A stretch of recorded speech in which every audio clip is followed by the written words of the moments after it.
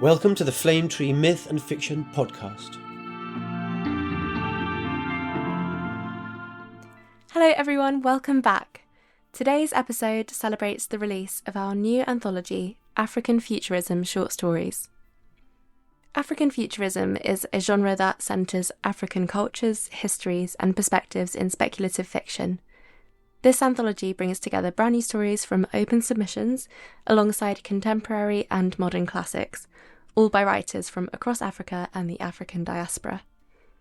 Featuring a foreword and new story by Minister Faust, an introduction by Yvette, Lisa and Lovu, and with Chinelo Onwalu as associate editor, it's a collection that showcases the incredible breadth and imagination of African speculative storytelling.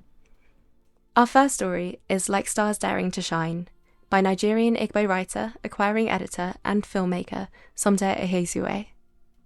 Set more than a century in the future, the story takes place in a post-apocalyptic Nigeria where sulfuric aerosols have blocked out the sun. In response to this climate crisis, governments have created artificial little suns that provide light and warmth, making parts of the continent habitable once again. Before we listen to the story, here is Somto Ihezue sharing a few thoughts about his inspiration.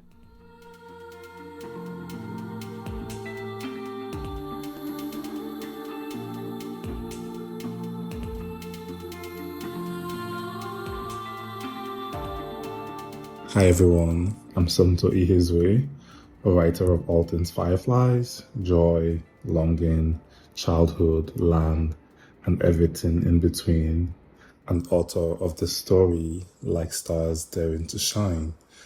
And this is a story about a world gripped in a new ice age, with everything hanging on a thin thread of community, while also showing that people and the natural world are full of surprises, challenging what recovery can look like.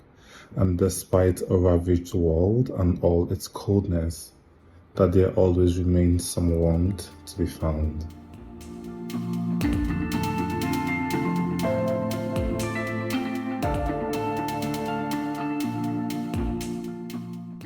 Now let's listen to Like Stars Daring to Shine, read by Cornelia Colman.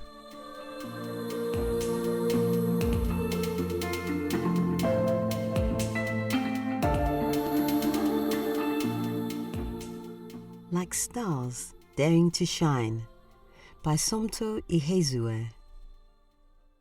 When the boy opens his housing unit's steel door and the incandescent lights pour into his face, he does not blink away.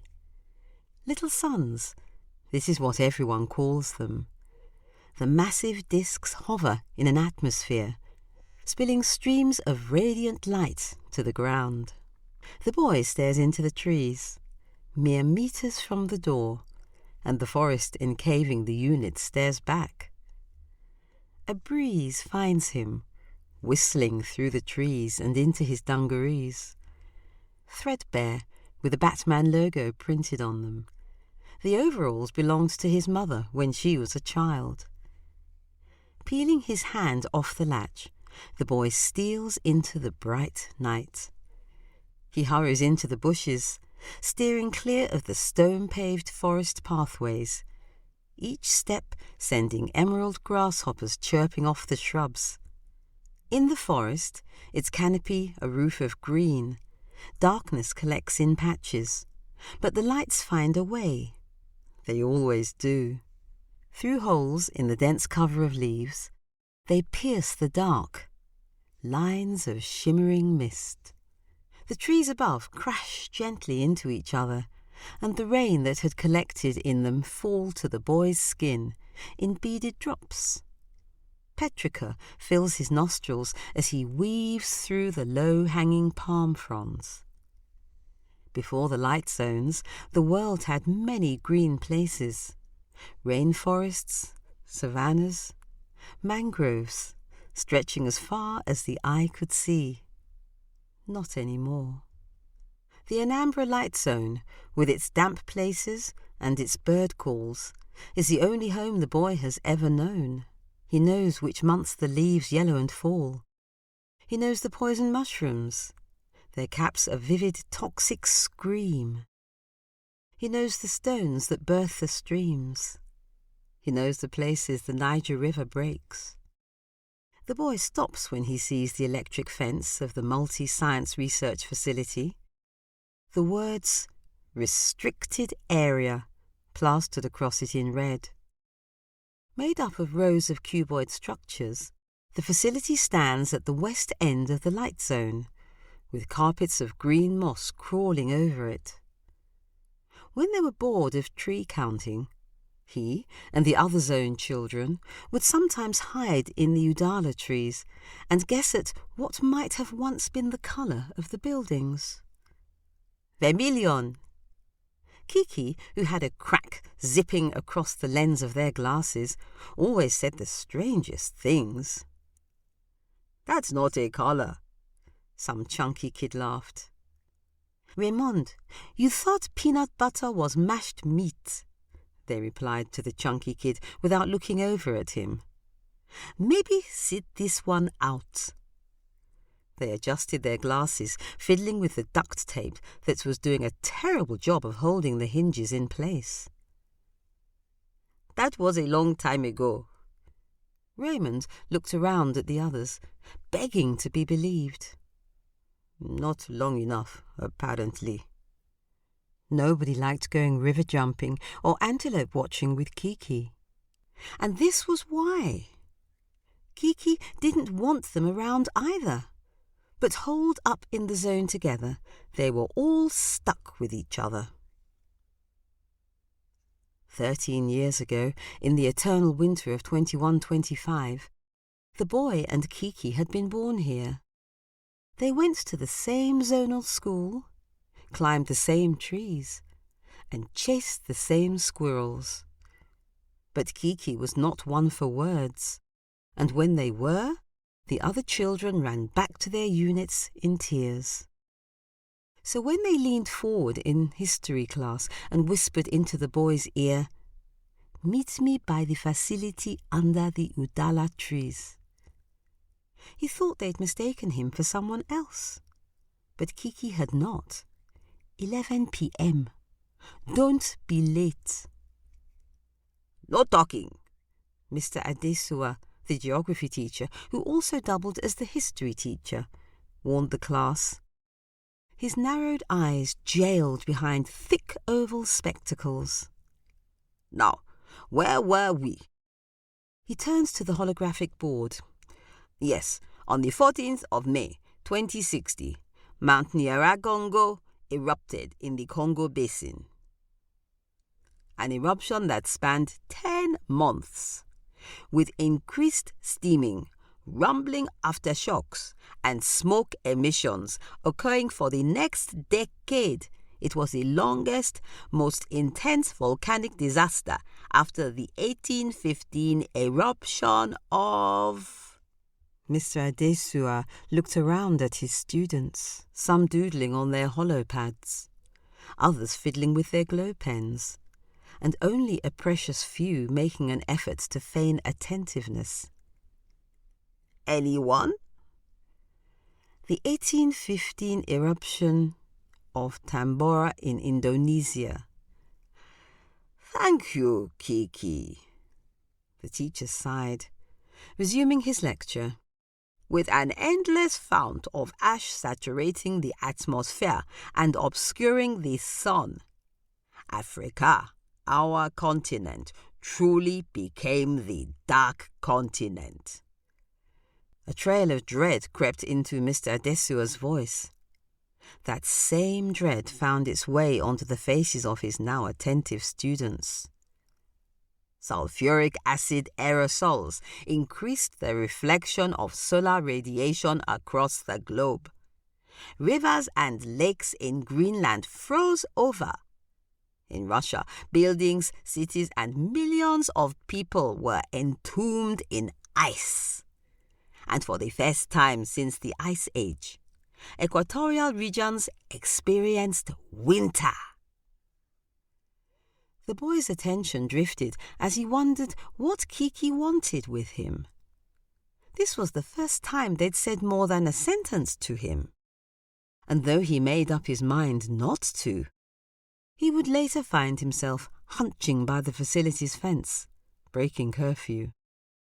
Shifting his weight from one foot to the other, arms crossed tightly over his chest, the boy tries to stay hidden. An industrial-grade air filter thrums next to him, sending soft vibrations up his legs. With the incandescent little suns blazing bright, it is just a matter of time before the tight security team spots him. Equipped with a self-regulating heat-yielding capacity, the little suns warm frozen landscapes, while simultaneously taking over the real sun's photosynthetic role. This made the Anambra Light Zone home to some of the last surviving biological species in Nigeria, as well as the rest of the planet. The reason it's heavily guarded by high-voltage walls against poachers and raiders from outside. "Boy?" The boy looks up to find Kiki hanging from a branch. "You're late." They let go, and when their feet meet the ground, they do not make a sound. "This doesn't feel right," the boy says, his breath quickening. There's no security on this side. I checked." Kiki takes his hand. "Come." They slink onto the facility grounds through a rip in the wired fence and head towards one of its many buildings. At the entrance, Kiki slips out a key card. They slide it across the door lock and it buzzes open, revealing an empty hallway. "My dad's work here," Kiki explains, catching the questioning look on the boy's face. "Research biologists." Half tiptoeing, half running, hand in hand, they hurry down the hall. The walls on each side are large glass panes, and behind them are laboratories full of things the boy has seen only in books. Microscopes, petri dishes, titration filters, jars with brownish stuff floating in them, and, in some of the rooms, things not in the boy's books. Kiki whirls around. "What are you doing?" His hand has slipped from theirs. The boy leaves them to peer through one of the glass panes. "Is that a—" "Yes, a prototype. Let's go." Kiki pulls on the strap of his overalls, but he does not budge. "I want to see it." "You're seeing it now." "Up close." He goes to the door, and Kiki knows they are not winning this one. "I am so going to regret bringing you here." Kiki swipes the key card across the lock. Inside, a little sun fills the room. Far from what the boy imagined, it is not flat but cylindrical, like a bass drum, and insanely massive. And there is nothing ethereal about it. Wires, plugs, and circuits jut out from within it, like twigs on a dying tree. He runs his finger along its dusty metal exterior. Kiki stiffens where they stand. "We need to go." With its two surfaces, one plated with blue solar cells, the other made of columns of fluorescent tubes, the little sun is in practice a solar-powered streetlight, only larger and more complex. "How does it work?" "I don't know." Kiki punctuates every word, exasperation working into their voice. But of course they know. Unlike the boy, they paid attention in introductory tech class. To fight the climate crisis, world governments invented the little suns. The disks, 100 times more powerful than the average solar panel, absorb light energy from the sun, converting it to beams too concentrated for the sulfuric aerosols in the atmosphere to reflect. And so, dusk till dawn, the little suns shine. Sentries on guard. Whoa! The boy looks up. A map is etched into the ceiling. "Is that a world map?" "More like a map of what's left. Come on, let's go." "What are those?" The red spots. Light zones. So few? He tilts his head. Why couldn't they just shield the whole world? He gestures to the prototype. Do you ever listen in class? The boy shrugs. With limited time and resources, the advanced multi-purpose billion-dollar design of the technology was not accessible enough to enclose entire countries. Kiki starts, like they're reading out of an encyclopedia. The boy blinks at them. A compromise was reached, and the sons were suspended over arable lands, wildlife reserves and forests. Monaco did it. The boy smirks, crossing his arms. He knows something they don't. Monaco was a very small, very wealthy nation, Kiki sighs. They could afford to shield their entire landmass.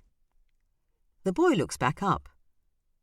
The area above the US and its 5 zones is a sheer patch of white.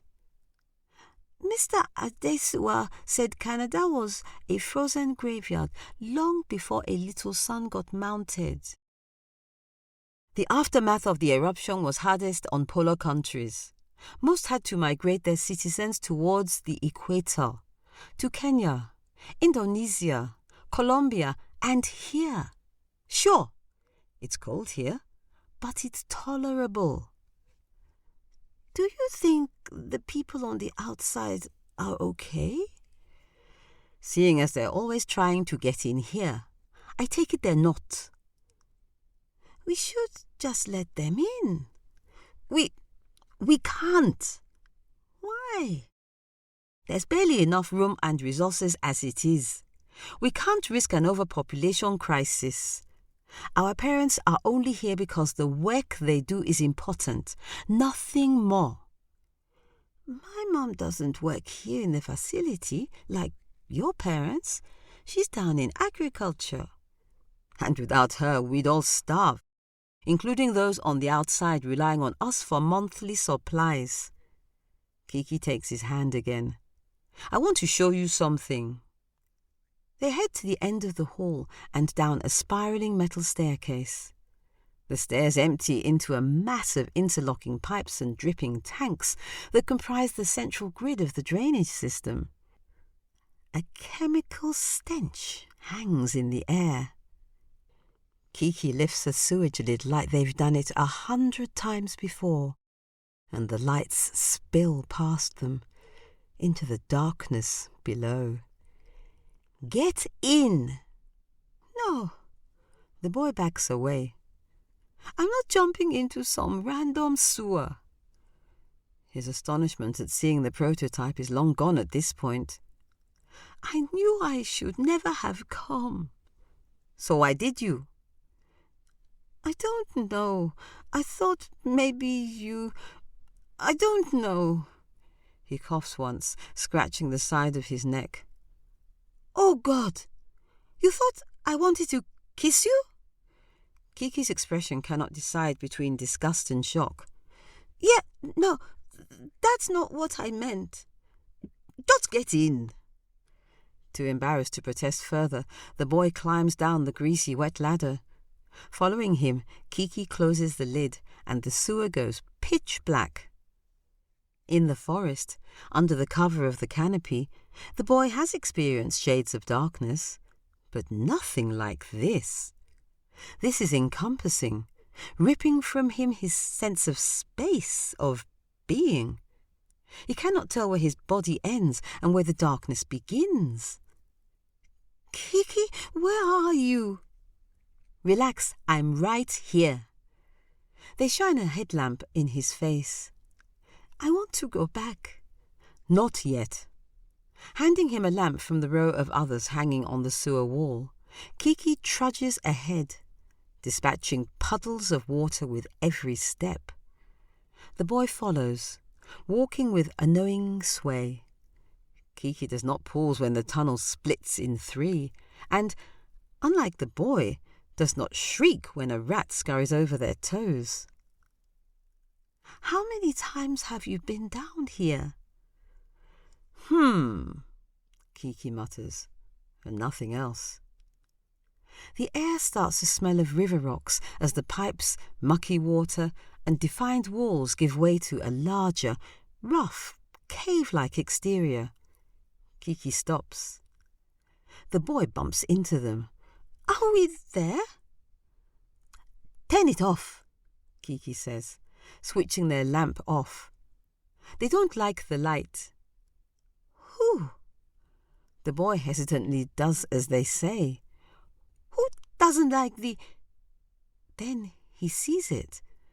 A speck of light afloat in the dark. Another follows, twirling and glinting, up and up. A third comes, then a fourth, then 1,000. Fireflies! The word leaves his lips as a whisper, his breath catching. Have you ever seen anything like it? The swirling lights glint off the lenses of Kiki's glasses, casting their entire face in a scintillating glow. In the cave's immensity, swelling with the euphonic hum of lacy wings, swarms of fireflies dance, a rain of stars. No, the boy has seen nothing like it. "But," he finds his voice, "my mum said, she said they all disappeared when she was little. She said the lights blinded them. She said—" I know. The lights made their mating glow invisible, and unable to evade predators or reproduce, they went extinct. I know. Kiki lets their impatience show. But look, they're right here. How did you find them? I didn't. My dads have been coming down here for months, studying them, how they've survived this long. I guess the warmth from the little suns helped. The boy inhales the fresh, warm air. About that. What? Don't freak out, but we're not in the zone anymore. Where are we? Where do you think? Kiki scoffs. It takes a minute, but it comes to the boy, his eyes widening. He spins around, frantic. No, this is a good thing. Kiki reaches for his shoulders. We're outside the zone, but it's not freezing down here. Don't you see what that means? We can't possibly be that far away. We've been walking for hours. Kiki beeps their timepiece in his face. It's 6 a.m. I'm usually faster on my own, but thanks to your side quests, we are definitely getting caught.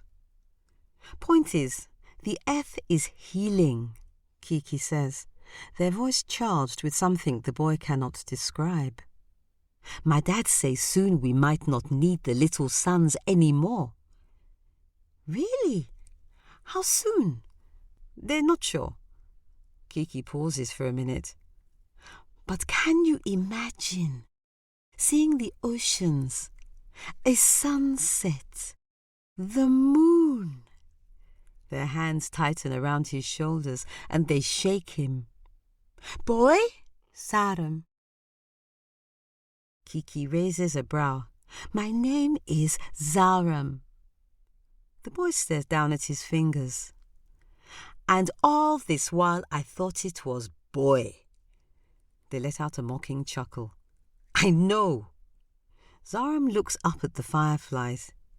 Kiki, why did you pick me? Kiki does not look at him, but not in the same way they don't look at the other zone children, like Raymond. Well, out of everyone here, I hate you the least. A shy humming silence builds in the space between them. What would you like to see, Zaram, when the earth is normal again?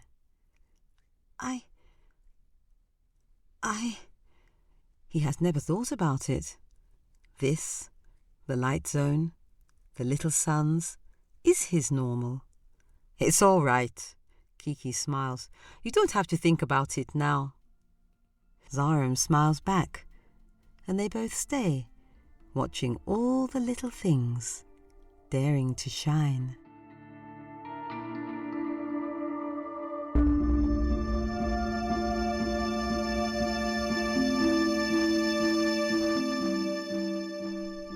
This is a hopeful take on the post-apocalyptic genre. While it imagines a future shaped by climate catastrophe, it's ultimately a story about resilience and the possibility of rebuilding. Alongside its futuristic technology, it explores human questions around community and touching on the issue of population control and closed borders that are very topical in our own world at the moment. The discovery of the fireflies beyond the light zone offers a really beautiful reminder that hope can thrive. To accompany this story, we have chosen a traditional Yoruba creation myth from West Africa, the creation of the universe and humankind. It tells the story of the gods creating the sky, the land, and humanity itself, celebrating the beginnings and hope and responsibility that we have to care for one another. Read by S.A. Kadane, here is the creation of the universe and humankind.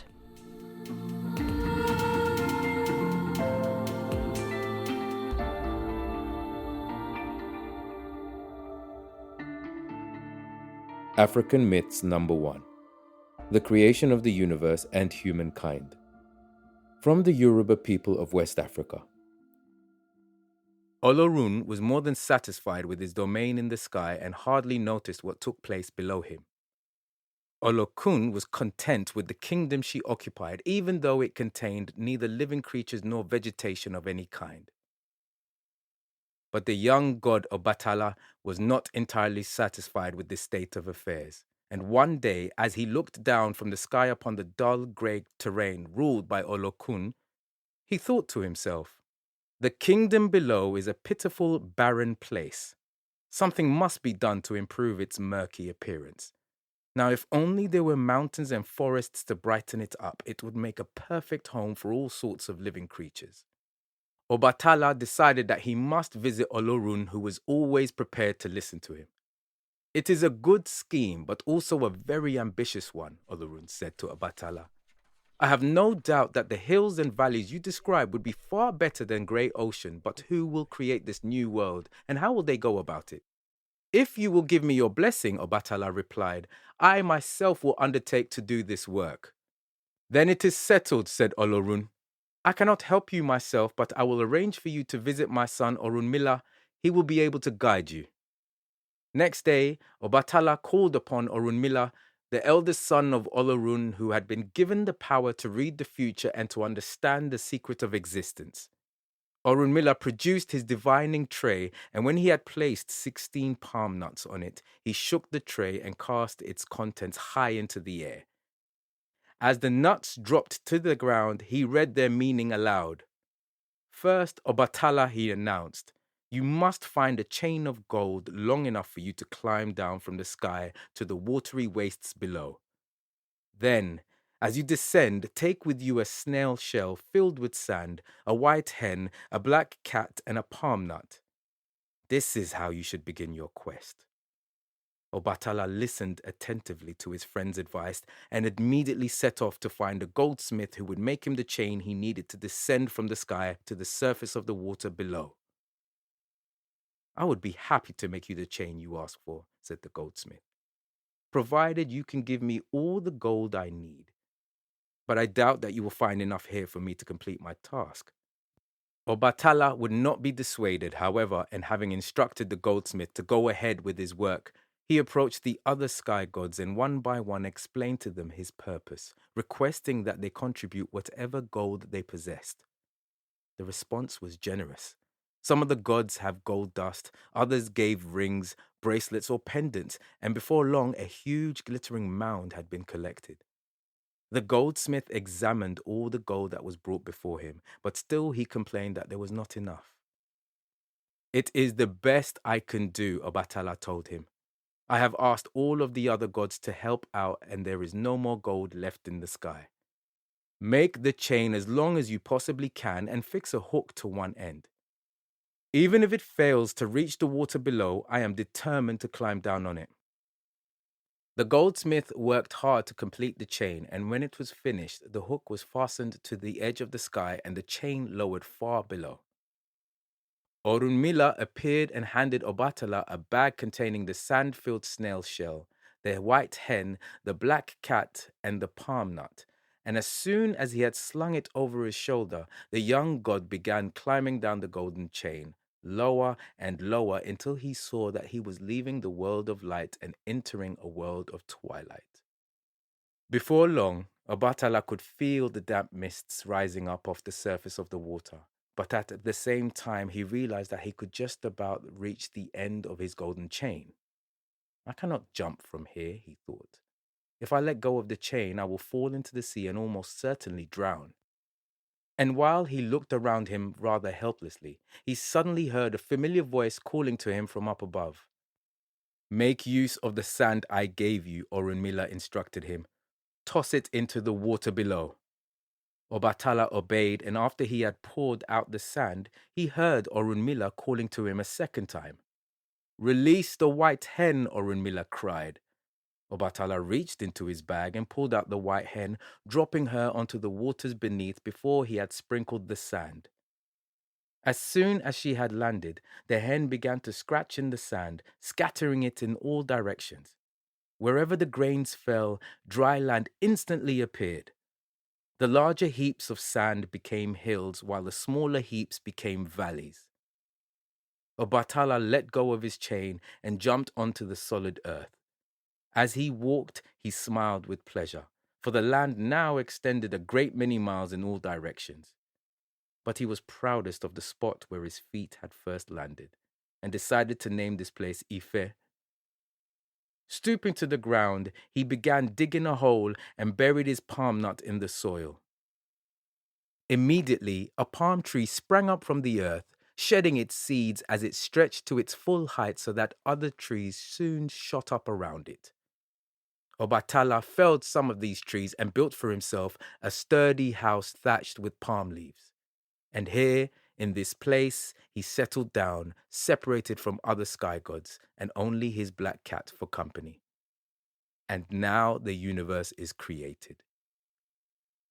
Obatala creates humankind. Obatala lived quite contentedly in his new home beneath the skies, quite forgetting that Olorun might wish to know how his plans were progressing. The supreme god soon grew impatient for news and ordered Ajemo, the chameleon, to go down the golden chain to investigate. The chameleon descended, and when he arrived at Ife, he knocked timidly on Obatala's door. Olorun has sent me here, he said, to discover whether or not you have been successful in your quest. Certainly I have, replied Obatala. Look around you and you will see the land I have created and the plants I have raised from the soil.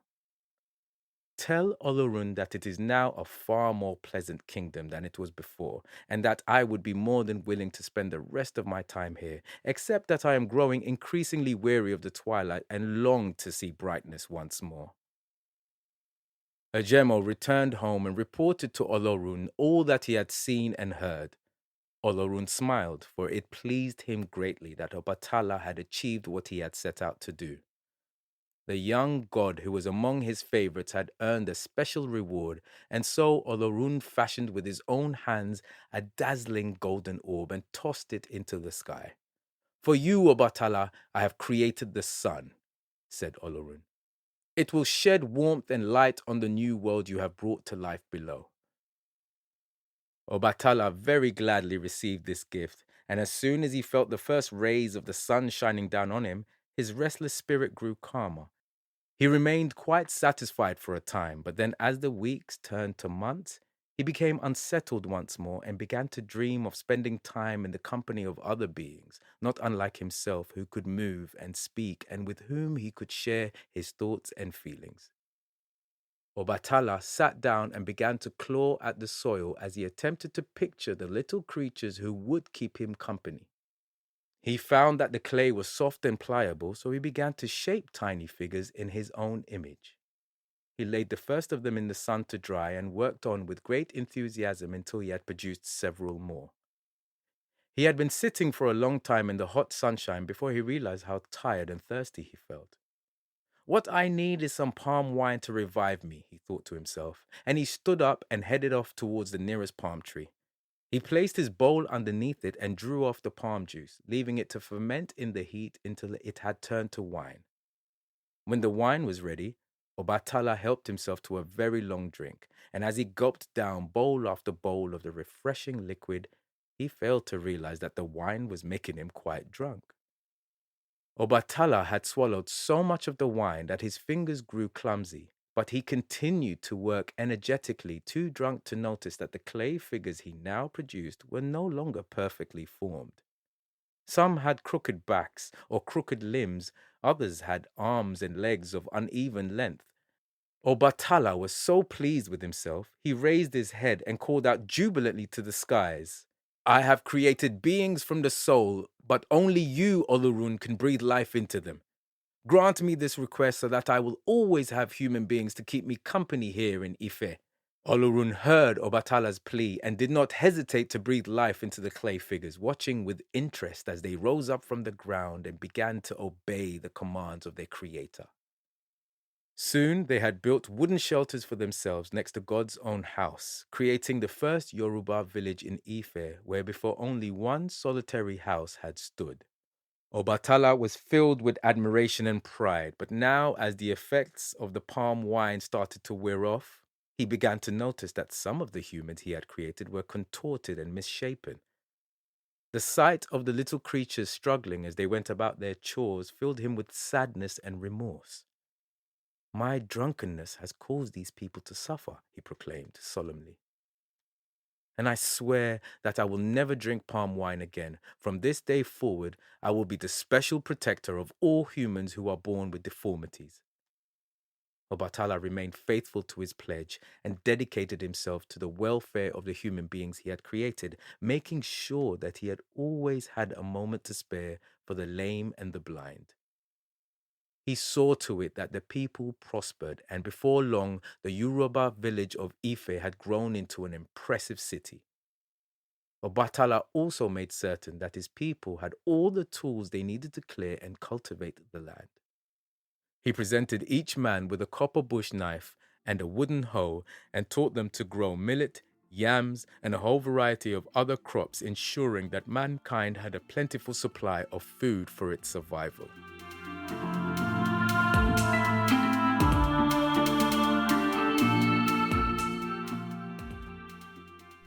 In this pair of stories, one imagines the beginning of life, while the other imagines life beginning again after an environmental collapse. In a way, it shows that endings and beginnings are often part of the same story. Thank you so much for listening to today's episode. We hope you've enjoyed these stories, and if African futurism is new to you, we hope it's inspired you to explore more of this vibrant and imaginative genre. Our African Futurism anthology is published on the 25th of August, featuring even more outstanding stories from writers across Africa and the African diaspora, all wrapped up in one of our signature Flame Tree editions. Because this anthology grew out of our open submissions process, we'd also like to remind you that we regularly open calls for new anthologies. So if you're a writer, be sure to sign up to our Myth and Fiction newsletter to hear about future submission opportunities, and visit flametreepublishing.com to see what is currently open. As always, thank you so much for listening, and we will be back next week for the final episode of Season 3 with a conversation all about audio dramas. See you then! Thanks so much for listening. We really hope you enjoyed this episode of the Flame Tree Myth and Fiction podcast and look forward to the next episode. Do recommend it to your friends. Goodbye for now.